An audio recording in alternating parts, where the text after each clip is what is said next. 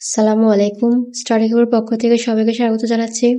আজকে আমরা অষ্টম শ্রেণীর বাংলা বইয়ের ষষ্ঠ অধ্যায়ের নাম সাহিত্য পড়ি সাহিত্য লিখি এর পৃষ্ঠা নং 131, 132 আলোচনা করব। তাহলে চলো আমরা মূল বইয়ে চলে যাই। দেখো 131 পৃষ্ঠায় 6.1.11 জীবনের সাথে কবিতার সম্পর্ক খুঁজি। আশা কবিতার আলোকে নিচের কয়েকটি প্রশ্ন দেওয়া হলো। প্রশ্নগুলোর উত্তর প্রস্তুত করো এবং পরে সহপাঠীদের সঙ্গে আলোচনা করে প্রয়োজনে নিজের উত্তর সংশোধন করো। এখানে আমাদের কিছু প্রশ্ন দিয়েছে, তোমরা প্রশ্নগুলা পড়ার আগে অবশ্যই কবিতা এবং শব্দার্থগুলো ভালো করে নিজেরা পড়ে নিবে। 1 নম্বর প্রশ্নে কি দেওয়া আছে দেখো, আশা কবিতায় কবি কি বলতে চেয়েছেন?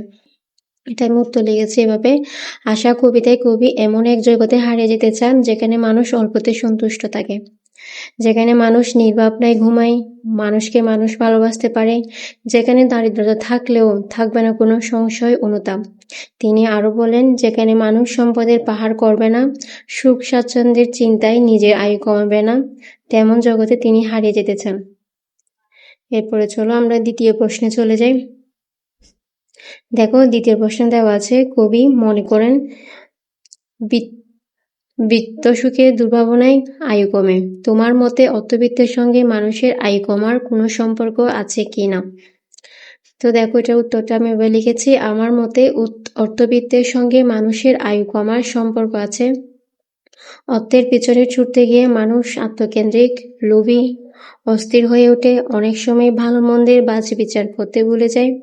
এসবের চিন্তায় তারা অনিদ্রায় ভুগে, মানসিক চাপের মধ্যে থাকে, বিশৃঙ্খল জীবনযাপন, দুশ্চিন্তায় অসময়ে তাদের মৃত্যুর দিকে নিয়ে যায়।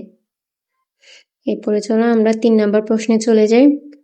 দেখো 3 নম্বর প্রশ্নে কি দেওয়া আছে, তোমার চারপাশে মানুষের মধ্যে কি কি ধরনের দুঃখ কষ্ট তুমি দেখতে পাও, এগুলো দূর করার জন্য কি কি করা যেতে পারে তার একটি তালিকা তৈরি করো। তো দেখো আমি কিভাবে লিখেছি, আমার চারপাশে মানুষের মধ্যে যে ধরনের দুঃখ কষ্ট আমি দেখতে পাই, 1 রোগে আক্রান্ত হয়ে কষ্টে আছে, 2 কেউ সন্তান হারিয়ে দুঃখে আছে, 3 কেউ আশা অনুরূপ পরীক্ষার ফলাফল না পেয়ে কষ্টে আছে, 4 কিভাবে নিজের সম্পদ বাড়াবে সে দুঃখে আছে। এখান থেকে তোমরা চাইলে একটা কমাতে পারো। এরপরে চলো এই দুঃখগুলো দূর করার জন্য যা করব। 1 সামর্থ্য অনুযায়ী টাকা পয়সা দিয়ে সহানুভূতিশীল হয়ে উৎসাহ দিয়ে, 4 তাদের সাথে সুন্দর আচরণ করে। আজকে এই পর্যন্ত। এতক্ষণ স্টাডি গ্রুপে সাথে থাকার জন্য তোমাদের সবাইকে ধন্যবাদ। সবাইকে পরবর্তী ক্লাস দেখার আমন্ত্রণ রইল। আসসালামু আলাইকুম।